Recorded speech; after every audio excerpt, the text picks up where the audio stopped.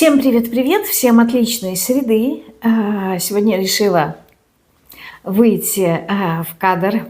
Постепенно стараюсь уже привыкать к тому, что когда-то давно практиковала. Я имею в виду вот в таком формате. Микрофончик у меня есть. Надеюсь, что он меня не подведет. Я его зарядила, потому что я и получила такой опыт. Вот, когда писала расклад в Телеграме, и вдруг посередине разрядился мой микрофон, и я этого даже не заметила. И получилось, что я записала пол расклада. Надеюсь, сегодня такого не будет. У нас с вами будет расклад на одну тему. Как обычно, тема взята из какого-то комментария, и как обычно я имею в виду, что я не записала имя, да, с кем была переписка, да, кто просил этот расклад. Вот не зафиксировала. Ну, я думаю, кто вспомнит, в комментариях обязательно про это напишет. Итак, вот привычка, да, скорее всего, не привычка, а вот эти, вы знаете, первые секунды, минуты адаптации, да, вот отвыкла я записывать видео, раньше было более комфортнее, сейчас как-то немножко первые секунды напряженно. Значит, тема расклада: необъяснимая тоска, ощущение, что я не могу найти свое место. Такие моменты бывают. Не знаю, причины у каждого, наверное, своя, но когда тебя тянет в магию, когда тебя тянет вот в эту сторону, да, силы, до тех пор, пока ты действительно не найдешь какое-то свое направление, да, пока ты не найдешь вот эту вот свою силу, если так можно сказать, у тебя бывают такие моменты. Но в данном случае здесь не об этом, здесь что-то другое, здесь не имеет отношения к практикам. Вот, в этом мы будем с вами разбираться. Расклад будет на одну позицию, потому что много моментов я хочу рассмотреть. Работать я буду на колоде Таро сумасшедшего дома, и это не имеет значения на самом деле. Почему? Потому что карты вы не видите, и это одна из причин, почему я решила, опять же таки, записать видео и, ну, то есть с лицом, а не руки, и посмотрю, потому что как-то, как я уже объясняла, да, немножечко настороженно сейчас отношусь к таким моментам, что вот когда делаю расклад, я не обращаю внимания, там, тело голое, не голое, изображены ли мечи, потому что они относятся к оружию, а это тоже запрещено на YouTube. То есть вот эти вот все правила помните в момент расклада. Не знаю, достаточно напряженно, и бывают такие моменты, что, допустим, я вспомню, что надо прикрывать наготу, потому что у меня есть оповещение о предупреждении, а вот оружие я могу забыть. Ну, то есть, допустим, если выпадает туз мечей, да, либо аркан справедливости, где есть меч, это тоже может как-то напрячь YouTube, поэтому думаю, ну его, я буду вот так вот, и карта не будет видна, и я не буду думать, не буду отвлекаться. Так, ну и многим из вас я знаю, что нравится, и плюс знаю, что нравятся расклады на одну позицию, ну, стараюсь сделать более широкий такой охват, делать и на варианты, делать и руки, и карты, и себя в кадр куда-то засунуть. Вот, стараюсь угодить как можно большему количеству людей. Так, если вы готовы, то мы с вами приступим. Если вдруг вы узнаете в заголовке свое состояние, да, я не буду делать сигнификацию, хотя у меня первый вопрос есть, но здесь больше не про сигнификацию, а уточнение состояния. Необъяснимая тоска. Еще раз скажу, ощущение, что я не могу найти свое место, свое тело. Да? Может быть, кто-то действительно и тело не может найти. Итак, первый вопрос. Что с вами сейчас происходит? Это вот в контексте необъяснимой тоски, да, рассмотрим. Немножечко чувственные вопросы. Что с вами сейчас происходит? Аркан умеренности. Ну, на данном этапе я не могу сказать, что здесь есть какая-то тоска. Я бы сказала, что, знаете, вот какое-то тут умиротворение идет, но оно окрашено немножечко негативно. То есть бывают моменты, когда тебе на душе спокойно, и вот это вот спокойствие, оно тебе нравится, оно тебя наполняет. А бывает спокойствие, которое, знаете, как затишье перед бурей. И ты понимаешь, что вроде бы ничего такого особенного не происходит, а вот это затишье, оно каким-то образом тебя напрягает. Здесь вообще аркан умеренности, знаете, вот такое состояние, его даже и апатия не назовешь. Просто очень напоминает человека, который сидит и, не знаю, либо смотрит, как я сейчас, в окно, либо такое ощущение, что вот держит, есть человек правша, хотя это тоже не имеет значения, вот какую-то кружку с горячим каким-то напитком, это может быть кофе, шоколад, чай, неважно что. И вот он как будто бы, знаете, смотрит так на эту кружку, и вот такое состояние, что ничего не хочу. Ничего не хочу, но это не апатия, это не выгорание, это вот как раз-таки вот это состояние, когда есть тишина. Но я не могу здесь более точно вам описать, но все равно есть какой-то вот негативный окрас, как я уже говорила. Что еще сейчас с вами происходит? Королева Пентаклей. Здесь вы как будто бы думаете, да, либо размышляете, возможно, о своей собственной ценности. Вот здесь вы погружены внутрь себя, поэтому и вот эта вот кружка с горячим напитком, да, и человек думает. Либо ему приходят какие-то воспоминания, какие-то картинки, может быть, вот есть грусть, вот, все, вспомнила. Думаю, что же здесь за состояние? Какое-то состояние грусти. Воспоминания могут всплывать из прошлого, и здесь человек как будто бы полностью сфокусирован на себе. Это не совсем аркан отшельника, напоминающего, да, там осознанно идет поиск. А здесь вот как будто бы, знаете, человек... Вспомнилась песня трендовая, да, которая сейчас крутится на просторах ТикТока, со словами, да, это женщина поет, не знаю кто, со словами «хочу на ручки, хочу шоколадку», да, «хочу на ручки и шоколадку», и чтобы вот был мужчина, за спину которого, да, настоящий мужчина, за спину которого можно спрятаться. Вот здесь как будто бы такое ощущение, что я хочу на ручки, я хочу какой-то заботы. Здесь человеку необходимо внимание, но не внимание, знаете, как вот зацелую, обниму и прям укушу, ну то есть не с какими-то яркими такими страстями, а забота в контексте набросить плед, да, укрыть человека, принести ему тапочки.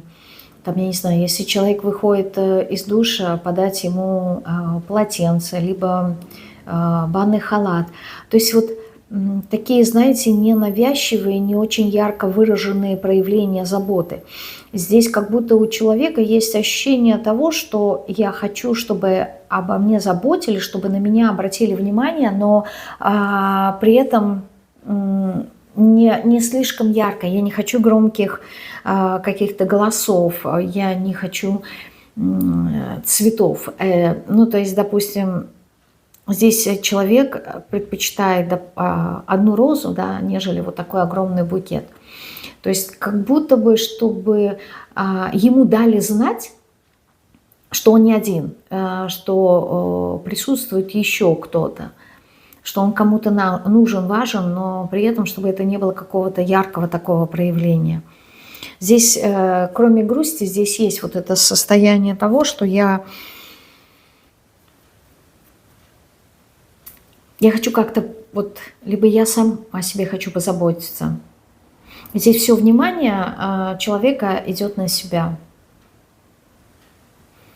И очень тонкая грань, опять же таки, да, по аркану умеренности, вот именно дозированное проявление внимания, дозированное проявление заботы, любви, Что значит дозированно? Здесь может быть один день человек хочет яркого какого-то такого проявления, да, а другой день просто, возможно, какую-то смс-ку «Привет, как дела?».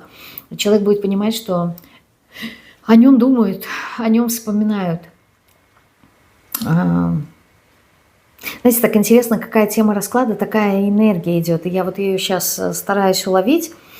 Еще что с вами происходит?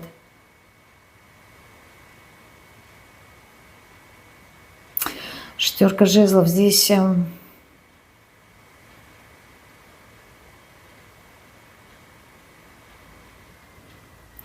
вроде бы, знаете, есть вот это вот чувство, я хочу быть на коне, я хочу, чтобы на меня обращали внимание, вот то, что я и говорила, да, но здесь есть какая-то настороженность, скорее всего, воспоминание прошлого, что та же самая публика, та же самая толпа, аудитория, которая тобой восхищается, та же самая будет тебя осуждать.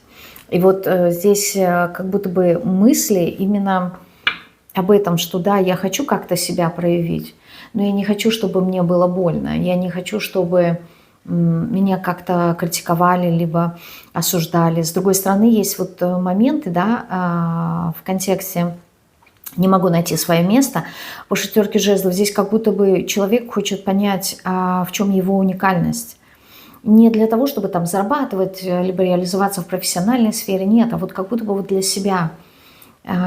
Что-то очень глубоко в себе человек ищет, какую-то неповторимость, что ли, какую-то изюминку, то есть то, что присуще ему, то, что может его выделять. Здесь, с одной стороны, как будто бы то, что человек находится в трансформации, это однозначно, но эта трансформация, она какая-то медленная и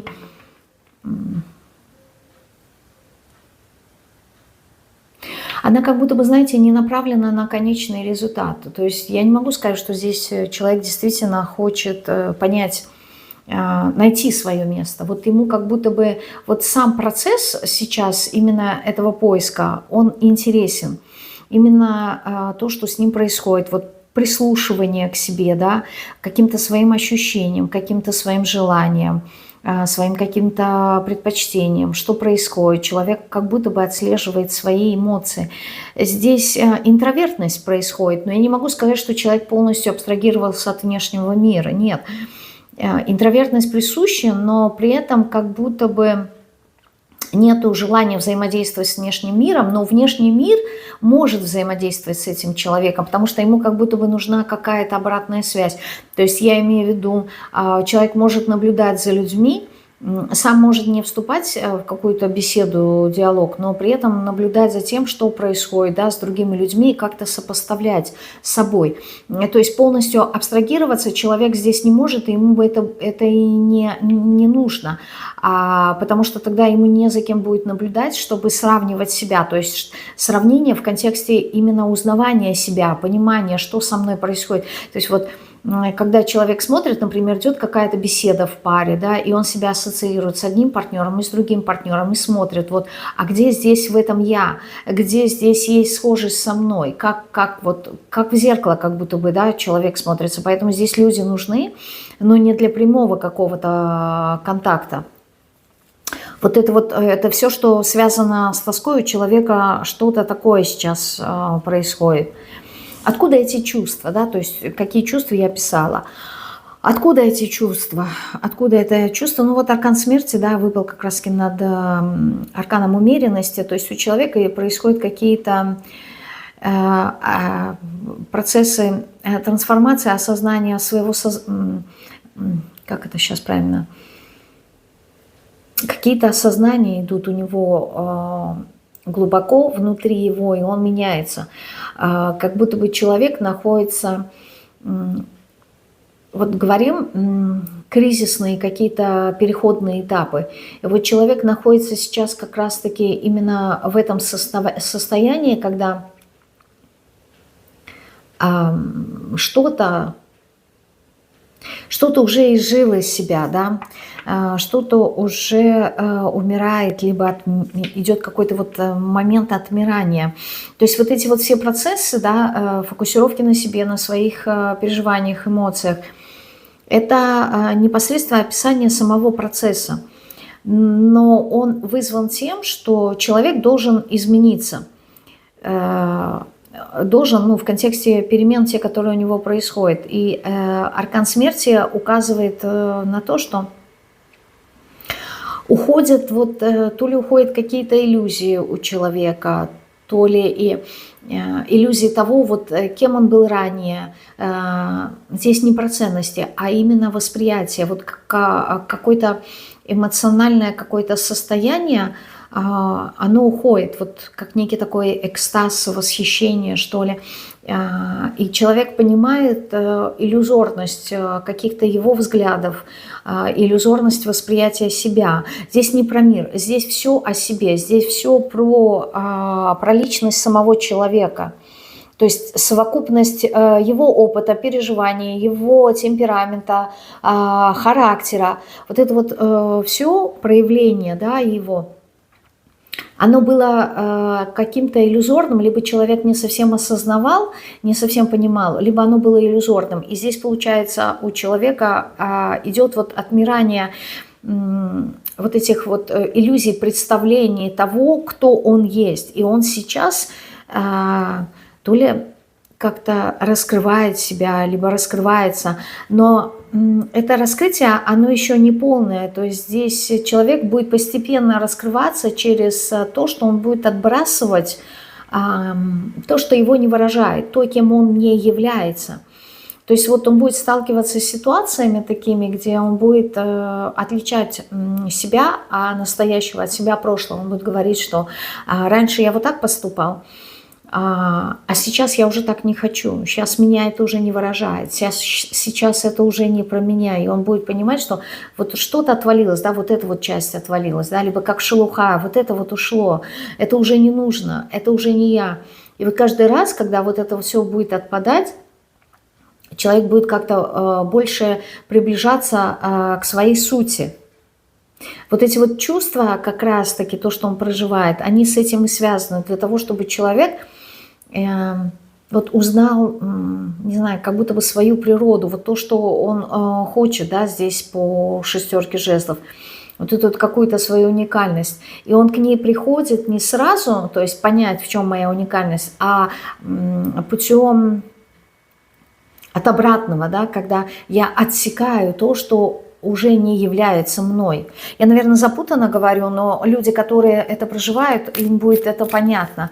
Если вы эти состояния не проживаете, вам будет, ну, не совсем понятно, будет казаться, что я сейчас говорю как-то абстрактно, но здесь вот, по-моему, такое конкретное какое-то состояние и чувство.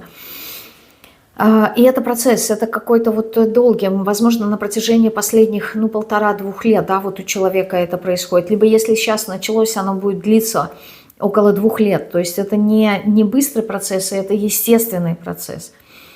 Вот как будто бы часть вас, она отмирает и уходит.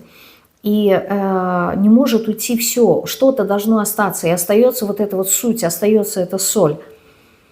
Откуда еще ваши эти эмоции? Тройка монет. Ну, наверное, потому что вы трудитесь, да? Трудитесь над собой, хотите в чем-то разобраться, понять себя, либо это включился этот процесс через труд. То есть это может быть физический какой-то труд, да, то есть это на работе что-то запустилось, какие-то вот моменты, когда вы стали больше задумываться, прислушиваться к себе, разбираться в себе. То есть здесь это является следствием упорных каких-то действий, да, следствие какого-то труда, взаимодействия с другими людьми. Причем другие люди – это в некоторой степени единомышленники, которые также увлекаются теми процессами, что интересны и вам, и они как будто бы помогают. Я не знаю, то ли вы как-то, может быть, была какая-нибудь беседа с друзьями, да, и стали говорить на эту тему, и она вас как-то заинтересовала. И вы стали больше об этом думать, и чем больше вы фокусируетесь на этих состояниях, тем больше они у вас проявляются, вы их замечаете. Они и раньше были, но вы не замечали. Сейчас вы замечаете. И чем больше вы замечаете, тем больше вам хочется быть в этом, разобраться в этом. То есть здесь прикладывается очень много усилий. Еще откуда эти чувства? Ну, аркан влюбленных, да, говорит о выборе. То есть, возможно, сейчас на данном этапе вы и столкнулись с выбором, определением, да, вот то, что вы, в принципе, и проходите. Когда мы говорим о том, что я не могу найти свое место, да, то есть здесь человек действительно старается определиться, вот в чем вы хотите определиться. В своих каких-то противоречивых внутренних моментах по пятерке жезла, да, то есть с чем я борюсь, с чем я не согласен, откуда у меня вот это вот разноплановые какие-то взгляды, то есть вы как будто бы в себе стараетесь разобраться и понять, вот почему есть вот такое мнение, а почему у меня есть и противоположное мнение, либо альтернативное мнение. То есть есть некая такая внутри вас сила, которая заставляет, либо побуждает вас на некие такие действия через какое-то противоречие, через какую-то борьбу, через какое-то несогласие. И вот вы с чем-то не согласны. И вот эта вот энергия, она запускает состояние выбора. С чем еще вот здесь касается выбор, да, ну, двойка мечей.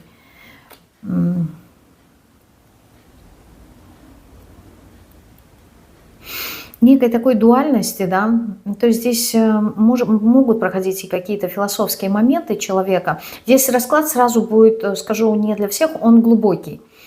Я вот прямо это чувствую, что меня погружает в эту двойку мечей, да, когда человек рассматривает ситуацию с разных сторон. То есть, и причем его впечатление об этой ситуации, оно меняется. То есть ситуация может быть одна и та же, это вот касательно пятерки жезлов, а восприятие разное, то есть одно может быть в какой-то конкретной ситуации, либо утром, и другое восприятие вас, либо ситуация может быть, например, вечером. То есть вы на одну и ту же вещь смотрите по-разному, в зависимости от обстоятельств, в зависимости от вашего эмоционального состояния, то, что вы проживаете. И, возможно, в этом вы и хотите разобраться, да, почему я как-то вот разнопланово смотрю на одни и те же вещи. То есть здесь человек задумывается, то есть погружая в себя, допустим, сегодня вам сделали предложение, да, давай мы пойдем куда-нибудь сходим, и вы говорите, что окей, и в этот момент вы согласны и вы хотите, но наступает час X, вы понимаете, что вы не хотите. Вы не хотите идти, потому что либо нету настроения, либо вы передумали. И у вас возникает такое чувство, что а почему, да, то есть вот, допустим, я же согласился, а почему сейчас я не хочу, ведь мне это нравится, допустим, это прогулка, да, либо туда, куда вас приглашают. И казалось бы, да, предложение одно, а восприятие уже два, да, то есть с одной стороны я не хотела, а теперь я хочу. И вот вы как будто хотите в этом разобраться, почему это со мной происходит. То есть здесь человек задает себе очень много вопросов, почему это со мной происходит, да, либо для чего это со мной происходит. Но здесь разные вариации выбора, да, то есть человек хочет с чем-то определиться, и для него это важно. Почему? Потому что мы начинали с аркана умеренности. Человек хочет прийти к внутреннему какому-то состоянию спокойствия и гармонии. И один из вариантов того, что он ощущает тоску, это потому что он не, вот как-то, знаете, душа не успокоена. Не успокоилась, потому что человек не может найти ответы на свои собственные вопросы, которые его здесь тревожат.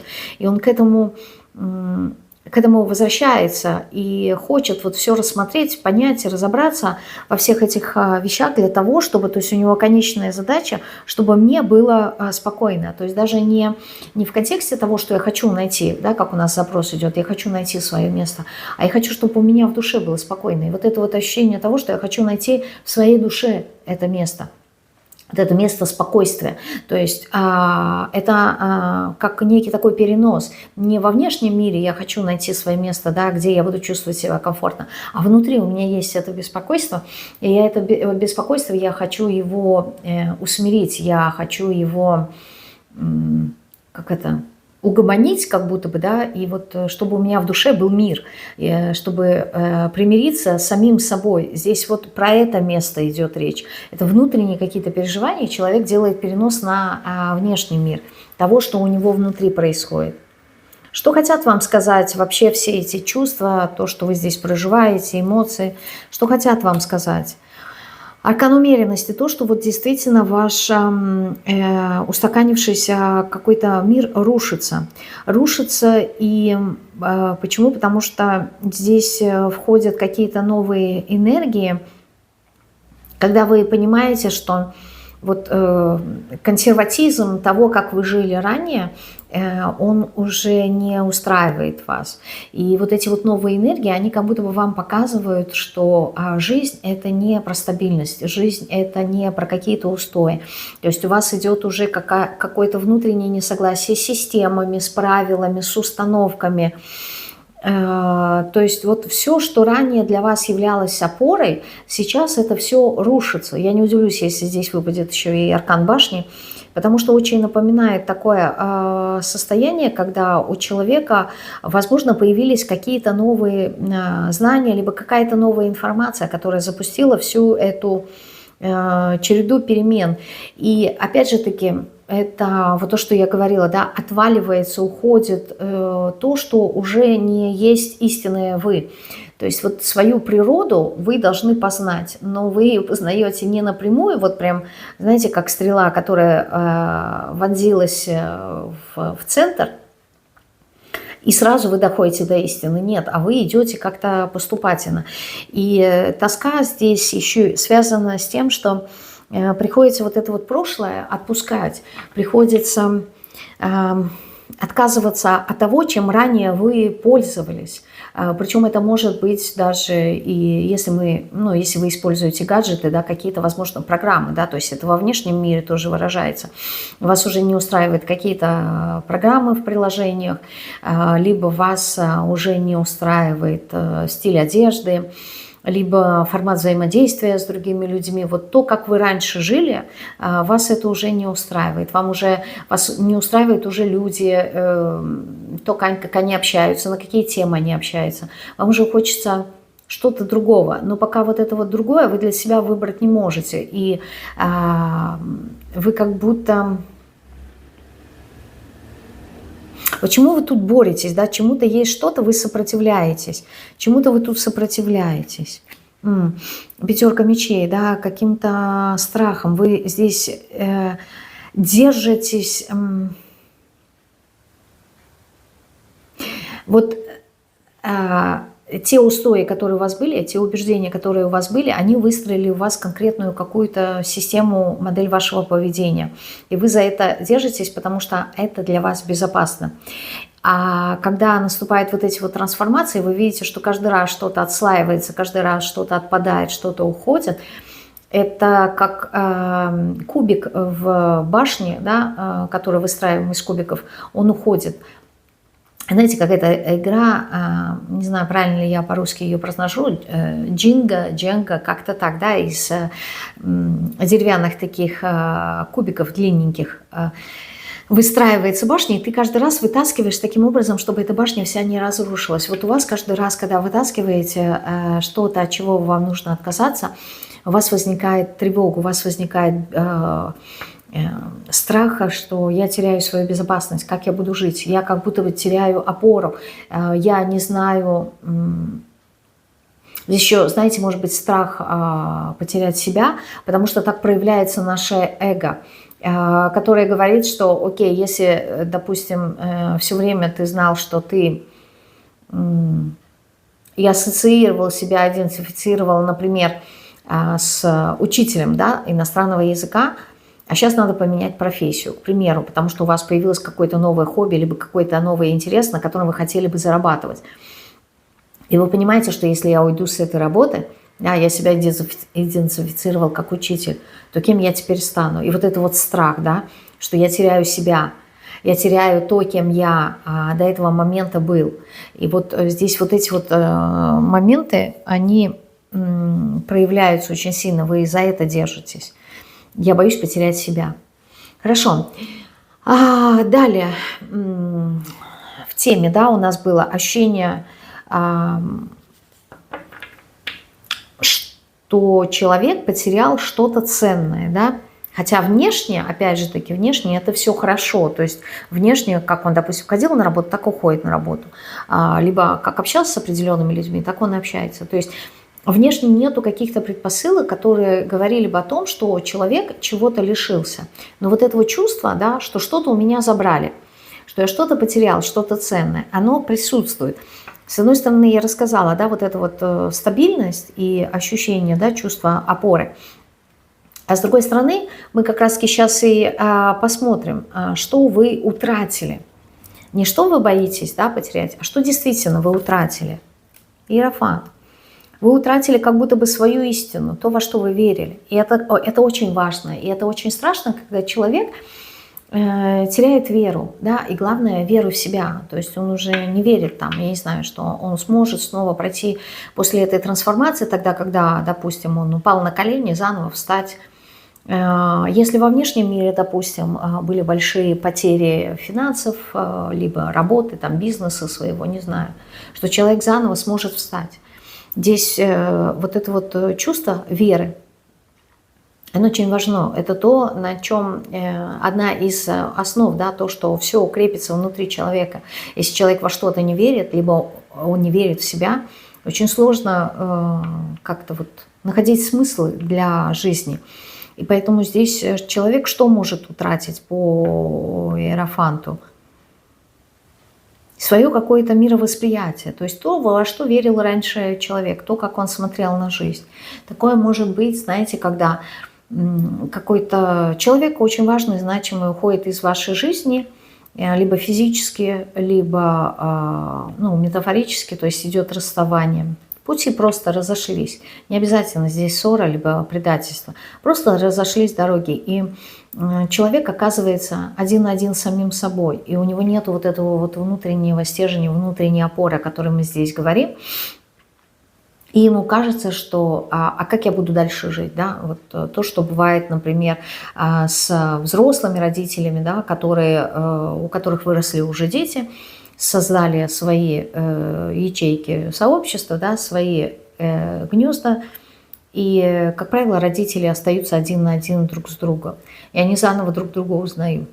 И вот это вот чувство пустоты, да, а как я теперь буду жить? То есть как будто бы раньше жизнь была наполнена смыслом, были дети, а сейчас их нету. Да? И вот это вот чувство пустоты, чувство, что утратились смыслы, утратилась какая-то вера, утратилось мировосприятие такое, какое оно было раньше. Здесь однозначно, если вы работаете с собой, почему я в самом начале, да, сказала про магию, это очень напоминает шаманскую болезнь, да, либо те болезни, когда сила проверяет человека, готов ли он ее принять. Если он ее не принимает, то тогда начинаются вот какие-то такие очень сложные, разрушительные моменты, как испытания.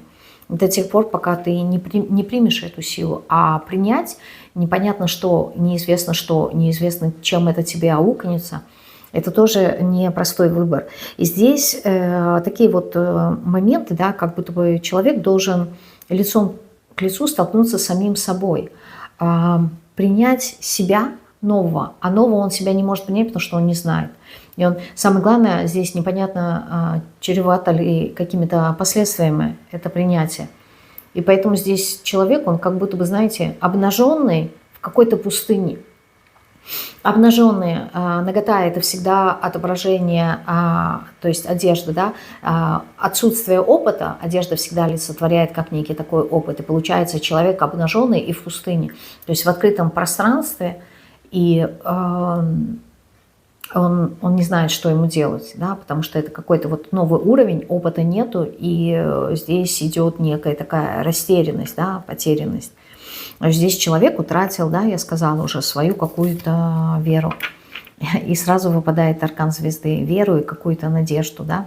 Веру и надежду. Либо утратил надежду на реализацию какого-то своего желания, либо то, что человек верил и воспринимал, например, как в контексте, да, люди любят говорить, да, о том, что есть у каждого человека свое какое-то предназначение, и вот он ищет, ищет, и столкнулся с тем, что его и нету. Да, и либо я не могу найти. Вот здесь вот эти вот разочарования. А как теперь жить? Да? Либо я никогда это не найду, либо я никогда не добьюсь чего-то. Да? То есть здесь может быть еще такой момент, что человек к чему-то стремился, что-то создавал, а потом все эти иллюзии, вот то, что я говорила про по аркану смерти, да, когда вот это вот экстаз, это какое-то восхищение, какие-то возвышенные, идеализированные моменты в нашей жизни, они рушатся, и человек сталкивается с истиной. Он сталкивается с тем, что этого ничего нет, это все придумано, да, это обман, которым ты жил, и как теперь жить человеку. Причем эти состояния могут касаться разных сфер, да, здесь не обязательно только какой-то своей цели, да, либо какого-то своего желания. Это когда человек увидел, что вот то, что он хотел, то, о чем он мечтал, что он желал, это было все придуманное, это все искусственное, это все не настоящее. Но человек вкладывал в это очень много усилий, и вкладывал очень много надежды и своей энергии. И получается, что все, причем это какой-то долгосрочный период, что все, во что он верил, все, что он делал, он теперь утрачивает это смысл. И получается, что человек слил зря энергию, человек слил зря, там, я не знаю, лучшие годы своей жизни. Вот эта вот опустошенность, да,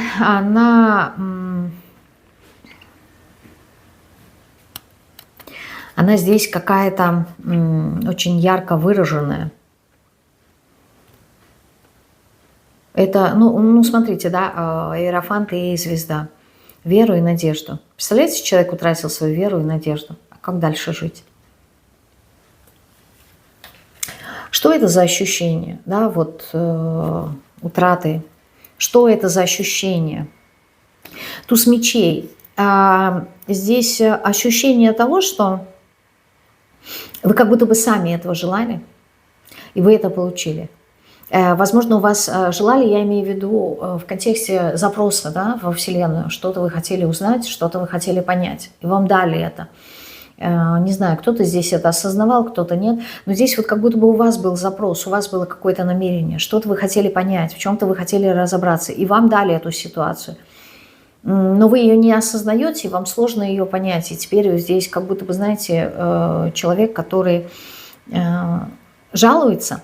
Здесь интересный такой туз мечей, не знаю, насколько вам видно. Человек зашел в лес из роз, но самих цветов здесь не видно. Здесь видно только стебли и шипы. И ясное дело, что идя по этому, так скажем, лесу либо цветочному саду, человек уколол свой палец. И вот он смотрит, и ему больно, и он говорит: а за что мне? Да? За что мне эта боль? Да? Почему я укололся? Но он как будто бы вот за своей вот этой жалостью к себе в некоторой степени, да, за что, почему? Он забывает, что это был его выбор. Он же сам пришел в этот сад из роз, он не пошел какой-то другой. И ясное дело, что он бы наткнулся на эти шипы, он бы наткнулся на какие-то колючки, и нужно было быть внимательным. То есть здесь, по сути, то, что вы хотели, то вы и получили. И это ощущения, они такие болезненные, опять же, такие иллюзии, да, по аркану звезды. Но я же надеялся, что это будет безболезненно, я же надеялся, что это будет во благо, я же надеялся, вот это вот надеялся. И после этого там идет свой список. Но надеяться одно, а реальность, она другая. И здесь реальность кажется очень такой болезненной, вы воспринимаете очень болезненно. Что еще здесь за ощущения, которые вы воспринимаете? Девятка жезлов. Ощущение того, что мне хочется скрыться. Я не хочу никого видеть. Почему? Потому что здесь еще человек как будто бы отгоняет других людей. Вот то, что я сказала, да, в самом начале, некая такая интровертность, но она связана, возможно, с каким-то страхом. То есть это такое чувство, как у подростков, когда идет ломка, и появляются, например, у парней, да, появляется там кадык, ломка голоса, прыщи, и он смотрит на себя в зеркало, он видит, что он стал гадким утенком, да, и он скрывается, он не хочет показывать свое лицо, да, он никуда не выходит, он закрывается в себе, плюс еще вот эти вот перестройка этих гормонов. И человеку неприятно, здесь опять же идет непринятие себя, да, я закрываюсь, оставьте меня, я не хочу никого видеть, я не хочу себя показывать, потому что я не хочу, чтобы меня осуждали, да, и поэтому я отгоняю, как правило, подростки, ну, больше, насколько мне известно, у мальчиков, у меня нет дочерей, я не знаю, как это, то есть, но у пацанов больше такое, знаете, вот закрываться в своем собственном каком-то пространстве, да, в комнате, чтобы никто туда не входил. Там моя берлога, там мое безопасное какое-то место. И поэтому, когда кто-то заходит, да, и стучится, ну, по крайней мере, если идет уважение, да, личных границ подростков, хотя такое не часто бывает у родителей, к огромному сожалению моему, то всегда слышишь за дверью голос, да, уходи, да, либо оставь меня в покое, я не хочу, то есть вот какое-то отрицание. Вот такие здесь ощущения. Давайте еще один аркан вытащим. Двойка мечей. Здесь человек ищет ответы на свои вопросы, и он пробует очень много разной какой-то информации. Она может быть не совсем в одном русле, да, в одном формате, она может быть, ну, какая-то разношерстная, но человеку важен этот этап, да, что-то узнать какие-то разные, не знаю, разные знания. Они могут быть не совсем практичные, да, то есть их применение, оно может быть не совсем нужным, но человек как будто бы через получение вот этой вот разношерстной информации он чувствует какую-то внутреннюю уверенность, что ли. То есть ему кажется, что если я буду многознающим, да, если я буду, ну, условно говоря, Google, да, либо я буду ходячая энциклопедия, да, то это придаст ему какой-то уверенности. Здесь человек цепляется за любые знания, за любые какие-то возможности, чтобы вот выстроить какую-то свою опору, хотя бы временную. Это когда тебя унесло течение по реке, и тебе очень страшно, да, потому что оно очень быстрое, и ты в надежде на то, что хочешь спасти свою жизнь, цепляешься за первую вот эту вот ветку, да, которая там, если есть по пути течения реки, да, если есть по краям деревья, и вот одна ветка как будто бы опустилась. И вот вы в течение, вот в потоке этой реки, в страхе цепляетесь за что угодно, да, лишь бы выйти из того потока, куда вас несет. Вот здесь какие-то такие, и вот эта вот ветка в данном случае, в этой метафоре, является знание. И вы как-то, знаете, одержимы, можете поддерживать одно течение, одно направление, да, в каких-то знаниях, там, я не знаю, может быть, там, веды изучаете, но здесь нет углубления, да, но здесь очень много поверхностных знаний, да, то есть изучаем веды, чтобы там найти какие-то ответы, потом, может быть, в античность иду, да, в философию, потом иду, например, там, в буддизм, в религию какую-то другую, да, вот, либо какие-то ретриты хожу, то есть неважно что, важно, чтобы за что-то уцепиться, чтобы что-то дало мне вот это вот внутреннее ощущение безопасности, да, что я не потеряю. Здесь идет, на самом деле, очень глубокий страх потери себя. Так проявляется эго. Что значит потеря себя? Я боюсь сойти с ума. понимаете? Я боюсь потерять контроль. Так говорит у нас наше эго. И это всегда происходит, когда человек сталкивается с своим намерением либо желанием раскрыть себя, познать, кто я, раскрыть свой какой-то потенциал, чтобы узнать, на что я способен.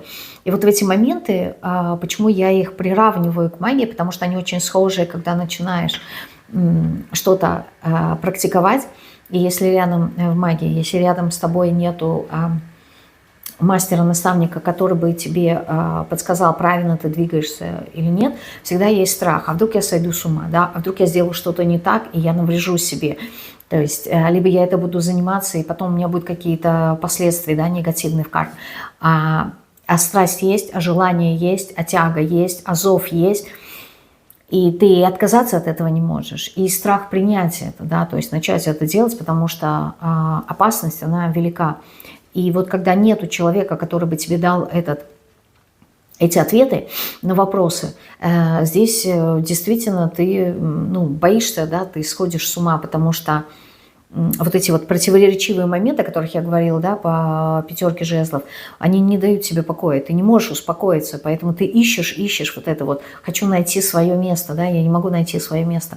Опять же таки, да, повторюсь и скажу, это не внешний поиск, да, я хочу найти, допустим, в какой профессии мне реализоваться, либо я не могу найти то место, где я хотела бы жить, да, либо не могу найти себе того партнера, с которым мне было классно.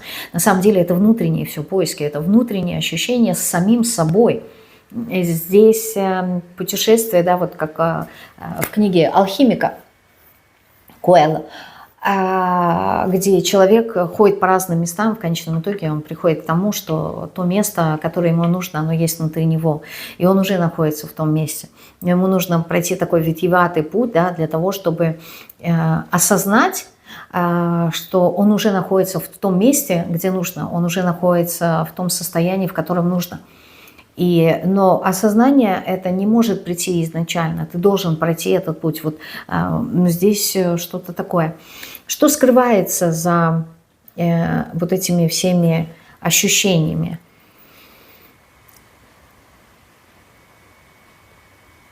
Что скрывается за всеми этими ощущениями? 5 монет. Скрывается недостаток ресурсов. Вот то, что я говорила, эти ресурсы, это могут быть знания, это может быть энергия, это может быть время, но вообще за этим скрывается какая-то утрата, да, вот то, что мы говорили ранее, что я теряю себя, я теряю опору. 5 Пентаклей нам... Да, Пентакли. Она нам указывает на то, что что-то очень важное и значимое, да, мы утратили. Ну, здесь я не буду возвращаться к тому, что мы уже говорили, да, что утратили. За этими эмоциями, переживаниями вот скрывается дефицит, скрывается недостаток. Недостаток, вот что у меня забрали, но на это место я как будто бы ничего еще не получил.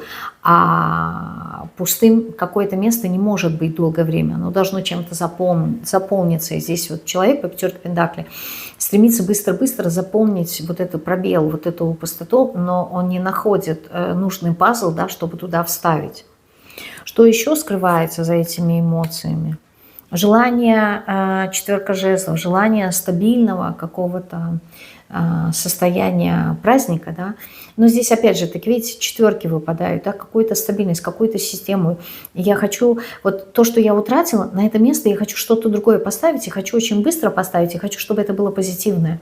А здесь вопрос не в том, что надо эту дыру быстро закрыть, да, заменить. Утратили одного человека, надо сразу войти в новые отношения. Утратили работу, надо сразу новую работу найти. Здесь не надо спешить, здесь очень важный момент разобраться, что утратили, почему и для чего.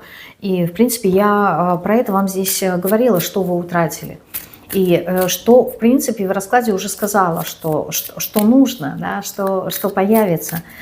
Новое вы, новый человек, новое мировоззрение, новые взгляды на жизнь. Как найти выход? Предпоследний вопрос. Как найти выход из всей этой ситуации? Рыцарь кубков. Разобраться со своими эмоциональными состояниями, которые вы подавляли. Здесь есть очень много подавленных переживаний, возможно, обид, возможно, огорчений, возможно, нереализация каких-то своих желаний. Вот все то, что вы подавляли, все то, что вы проживаете вновь и вновь, и об этом очень много думаете, вот в этом есть выход. Да? То есть в этом нужно разобраться. Верховная жрица. Ну, по сути, выход один – шагнуть за завесу неизведанного, да, то есть пойти туда, куда вас манит. Вот если мы говорили в контексте магии, я бы сказала, что здесь вам просто нужно принять эту силу. Насколько бы она ни была устрашающая, насколько бы она ни была понятная. Где выход? Выход внутри вас. Да? Верховная жрица, она опять же таки указывает на внутренние моменты. И вы, в принципе, да, вот то, что вы сейчас погружаетесь внутрь себя, исследуете, вы в правильном направлении двигаетесь, но вы не доходите до глубины. А вы не можете дойти до глубины, почему? Потому что вам вот эти вот ваши внутренние эмоции негативного плана, вот то, что вы подавляли, они перекрывают дорогу. И почему? Потому что это вот как препятствие, с которым вы сталкиваетесь, и поскольку это подавленное, вы себе говорите, я не хочу в это погружаться, мне это не надо, и вы от этого уходите. Но это является каким-то фильтром, да, для того, чтобы вы углубились еще больше. То есть вот вам в эти страхи, в эти эмоции нужно нырять. Каждый раз, когда вы ныряете, да, вы как будто бы принимаете то, от чего вы отказывались, то, чего вы избегали. И тем самым вы будете, принимая это, наполняться этими силами, и они будут вас, как какой-то груз, но в позитивном ключе, не в негативном, они будут опускать вас еще глубже, потому что ваша задача дойти до сердцевины. Это как земля, и вы находитесь на поверхности. Ваша задача дойти до ядра Земли, до состояния, преодолеть вот эту вот магму, да, которая есть, вот это вот горячее. И страх, что я сгорю, страх того, что я потеряю себя, я растворюсь в этом. Но задача именно пройти вот этот вот слой и дойти до глубины себя, потому что в этом есть ваш запрос. Если бы в этом не было вашего запроса, если бы вы этого не хотели, вам бы вообще этот путь не нужен был. Но вы это хотите, здесь нужно дойти до конца. И еще какой выход? Ну, королева жезлов, да, то есть вам так или иначе придется погрузиться в это состояние познания себя, да, увидеть вот эту вот свою природу, да, независимую индивидуальность. Вообще то, что вот вы хотели найти свою индивидуальность, королева жезлов про это и говорит, что вы сможете ее найти, вы сможете понять свою природу, найти свою индивидуальность, когда вы преодолеете вот то, что я сказала, да, вот эти вот свои подавленные эмоции, сопровождающимися какими-то мыслями, да, то есть здесь одно и то же вы думаете, и это сопровождается эмоциями, но эти эмоции вы не проживаете, вы избегаете. Это как будто бы, знаете, я не знаю, была какая-то ссора с каким-то человеком, вы ее не прояснили, но внутри себя вы постоянно возвращаетесь к этому и думаете, надо было сказать вот так, надо было сказать вот так. И когда вы так думаете, у вас все время начинает что-то внутри вас кипеть. Да, все это бурлит, и все это живо, и вы отпустить не можете, и допрожить не можете. И вот здесь вот как будто бы такое ощущение, что нужно встретить этого человека и сказать ему то, что вы хотели, да, либо вот даже если не встречать, каким-то образом выразить то, что вы хотели, выпустить это наружу, понимаете? Вот это будет вашим принятием. Так, и последний вопрос. Почему вообще возникает вот это ощущение, что ты как будто бы не на своем месте и не можешь понять, где оно, твое место, да? То есть почему возникло? Хотя, в принципе, я вам уже сказала, это ваш запрос, но в любом случае, почему это возникает? Рыцарь жезлов, она возникает не постоянно, она возникает как-то циклично, да, периодично. Потому что в этом смысл вашего движения, да, то есть так вот вы двигаетесь. Паш мечей, потому что вы этого хотите. Причем хотите очень сильно. Потому что вы, ну, можно сказать, в некоторой степени зациклены на получении какого-то своего результата, то есть ответов. Но ответы по аркану повешенного вы здесь не получаете. То есть вам не дают ответы. И чем больше вы не получаете то, что вы хотите, тем больше вас туда манит, тем больше вы этого желаете. Да? Запретный плод, он всегда желанный. Вот здесь вот про это. И аркан повешенный говорит о том, что вы уперлись головой вот в какую-то стенку, да, и не можете двигаться дальше. Почему? Потому что вы смотрите не туда. То есть ответ по сути есть, но вы смотрите не туда.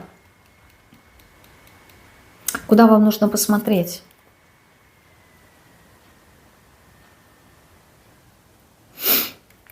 Четверка мечей. Здесь должно быть какое-то примирение. Здесь должна быть какая-то договоренность, в данном случае с самим собой.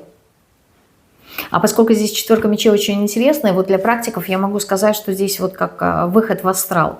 Либо сон может дать ответ, во сне можете получить ответ, либо выход в астрал, либо, если это не для практиков, да, то какое-то вот перемирие, какая-то договоренность, да, то есть то, что я говорила ранее, да, принятие.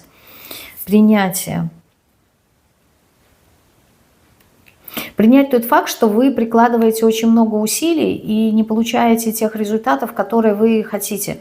То есть, возможно, здесь от чего-то нужно отказаться. Интересный момент, да? Возможно, вам нужно даже отказаться от всей этой затеи поиска. А почему? Мне так интересно. Пятерка кубков. Потому что это очень сильно вас огорчает, разочаровывает и не дает вам как будто бы спокойно жить. Вы очень сильно эмоционируете. Такие вопросы экзистенциальные, да, в поисках именно понимания себя, они предполагают холодный разум и неэмоциональность, либо уравновешенное такое вот эмоциональное состояние. Королева кубков, она говорит о том, что с одной стороны вы очень эмоционально беспокоитесь, и возможно на данном этапе вам нужно от этого отказаться, потому что ваша психика, она не совсем стабильная. И аркан умеренности тоже про это говорит. В самом начале у нас выпадал то, что как будто бы вот эти вот ваши эмоциональные качели нужно как-то усмирить, успокоить, устаканить. Вам не нужно на том этапе, на котором вы находитесь сейчас, если вы будете продолжать этот путь, рассматривать через призму эмоций. То есть вот эта вот тоска, переживания, это не совсем правильная позиция. Это то, что забирает у вас силы. А вам, наоборот, нужны силы на ответы. Значит, вы должны быть более сдержаны. Да? Вы должны быть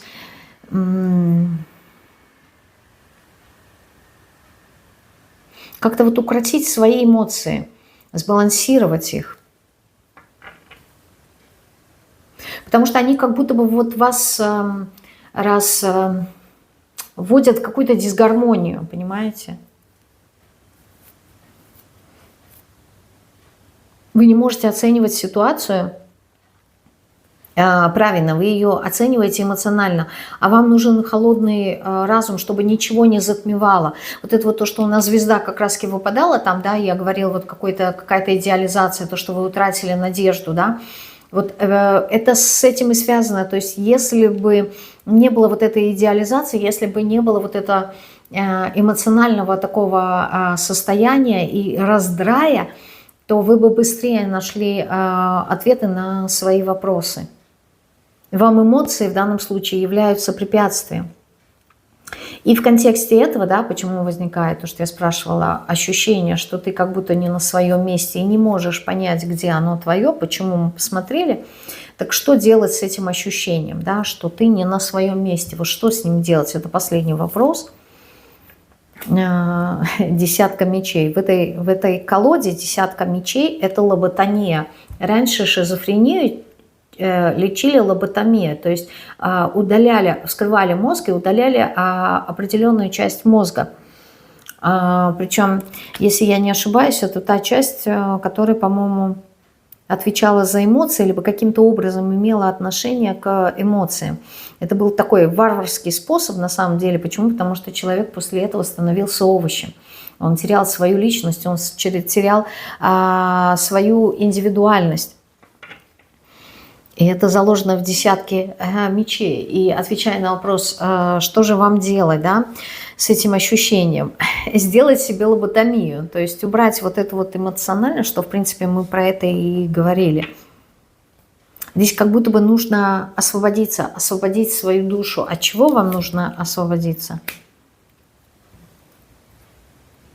От тех результатов, которые вы получали ранее. То ли способ того, как вы это получали, то ли, ну, здесь тройка кубков, отказаться от этой эмоциональности, либо от того, что этот путь будет легкий. Я не говорю, что он будет трудный, но вот ожидание того, что будет легко, вот это вот нужно убрать. Также эмоциональность вот нужно убрать.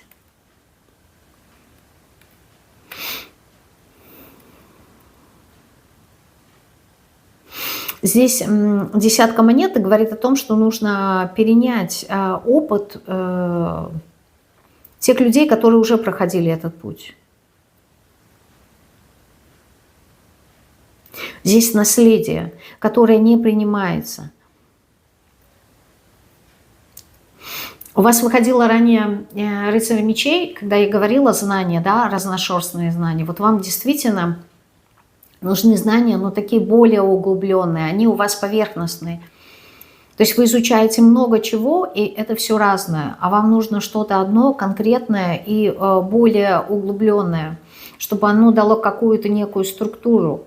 Потому что так у вас все расплывчато, и пазл не собирается. И десятка монет здесь говорит о том, что нужно перенять наследие, либо принять наследие, да, то есть здесь может быть и как будто бы действительно нужно пройти какую-то инициацию, да, чтобы войти в какой-то эгрегор, войти в какую-то семью, чтобы вас приняли, и вот в этом эгрегоре, в этой семье развиваться, потому что ну, это будет как для вас и поддержка, да, с одной стороны, а с другой стороны, именно вот в какой-то конкретной системе вы получите знания, хотя здесь такое ощущение, вот вроде бы как рекомендация идет того, что вам как будто нужно войти вот в какую-то систему.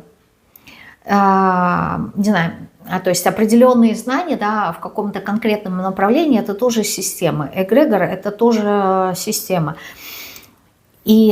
Но у меня здесь такое, знаете, вот как будто бы идет какое-то сопротивление, что... В принципе, я готов бы войти, да, в какую-то систему, но только после того, когда я буду окончательно сделаю выбор в этом направлении. А здесь у вас как будто запрос не на то, чтобы войти в эту систему, а запрос понять себя, какую-то свою индивидуальность. И получается, если вы войдете в эту систему, что вы эту индивидуальность как будто утрачиваете. То есть я как будто выхожу из одной системы и вхожу сразу в другую. А у вас путь здесь как-то одиночный, самостоятельный, не входить в эти системы. Что здесь я чувствую? Да, Луна. Здесь как будто бы... Ну, во-первых, здесь сразу также подсказка, да, как я говорила по четверке мечей, да, про сны, про бессознательное, про астральный план. Там будет для вас ответы, если вы это практикуете. С другой стороны, здесь вам не совсем понятно, для чего вам входить вот в эту систему, которая, как будто бы, знаете, она дает вам готовые ответы на вопросы на тарелочке. Но фишка ведь не в том, чтобы получить ответ, а в том, чтобы его найти, в том, чтобы... Ну, то есть не готовое. Это, знаете как, я не хочу, чтобы меня кормили, я хочу сама научиться готовить. Да? Вот в этом есть своя какая-то независимость. То есть вы же хотите еще не утратить свою независимость. А если вы входите в какую-то систему, вы все равно как будто бы под чем-то ходите, под какой-то системой. Поэтому здесь Луна указывает на то, что... В этом может быть обман, вот то, что я и сказала. То есть вам как выход, один из вариантов предлагаю, да, вот принять вот это. А какой-то альтернативный вариант. Но здесь вот по Луне, да, не совсем все ясно. То есть может быть еще те моменты, которые вы и не знаете. А есть какой-то альтернативный вариант? Мне этот вариант не нравится. Башня. Вот что я говорила ранее, да? Разрушить все оковы и лететь в самостоятельный путь. Король жезлов. Да, альтернатива – это король жезлов, да, самостоятельный путь. Вы хотите стать королевой жезлов, а здесь король жезлов. Он выше по рангу. Развиваться самостоятельно. То есть вас сама жизнь будет вести туда, куда вам нужно. Индивидуальный путь. Угу. Шестерка кубков. Он более для вас комфортный и более безопасный. Но здесь индивидуальный путь развития. Здесь не под кем-то. Хотя вы можете выбрать и тут другой вариант, то, что я сказала, да, быть членом какой-то семьи, да, членом какого-то эгрегора, да. А к чему вас приведет вот этот индивидуальный путь? Найдете ли вы ответы себе на вопросы? Двойка монет. Ну, здесь тоже, да, путь. Здесь тоже путь.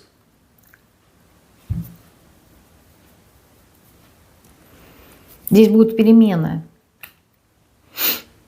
Вы найдете ответы, потому что здесь в конечном итоге выпадает маг. Но это будет ваш путь. Что значит ваш? Он не будет похож ни на какой другой. У вас будет потом очень много опыта и для вашей личности, для вашего развития. Вот то, что вы хотите, так как я вас ощущаю здесь по раскладу, этот путь, он ближе. Вы придете к состоянию мага, да, человека, который умеет этим всем процессом управлять, он разбирается в этом.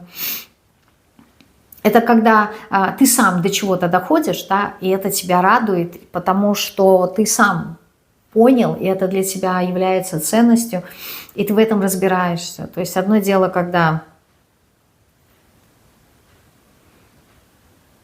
тебе объясняют, допустим, да, систему Таро, а другое дело, когда ты самостоятельно ее изучаешь, самостоятельно погружаешься в смыслы каждого аркана, сопоставляешь с той жизнью, в которой ты живешь, раскрываешь что-то новое для себя, видишь какие-то другие связи. А если бы ты обучался у кого-то, тебе бы дали какую-то одну конкретную концепцию, и в ней бы ты развивался, но тогда бы ты не увидел взаимосвязи других моментов. То есть, понимаете, с одной стороны, вот то, что вам предлагается как первый вариант, он хорош, я его не исключаю.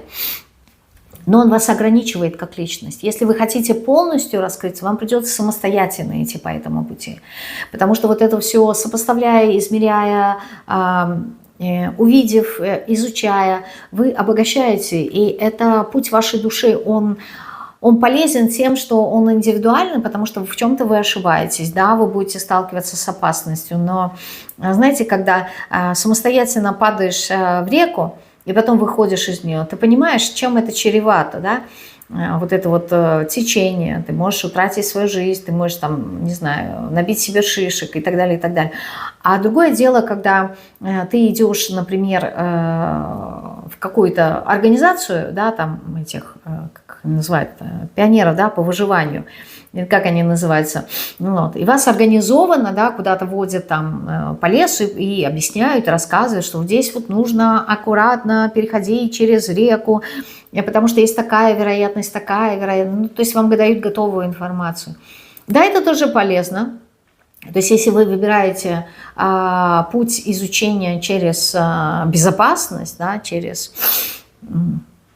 какой-то чужой опыт, это тоже окей. Но если вы хотите свой опыт, да, знаете, вот говорят, да, жизнь бьет больно по голове, да, и сразу все понимаешь. Ты понимаешь, где твои грабли, а где не твои грабли. Либо я вам буду рассказывать о том, допустим, как жизнь может вас бить. Это две большие разницы. Вот когда вам рассказывают, это первый путь. Если он вам подходит, окей, берите его. Если вы не готовы брать такую пережеванную еду, да, а хотите вот что-то такое свое, свежее, но при этом в этом есть риск и опасность, то вы идете самостоятельно по этому пути.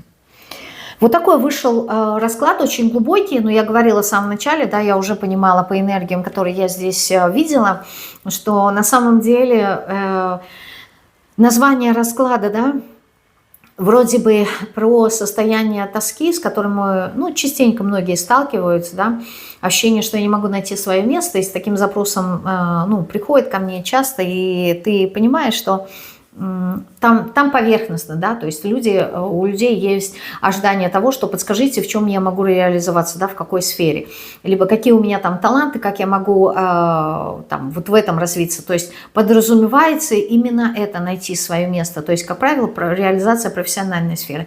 Но здесь немножко другой момент, да, он тоже может проявляться, как я уже сказала, вот это вот внутреннее состояние во внешнем мире, да, я хочу найти свое призвание, да, как люди говорят.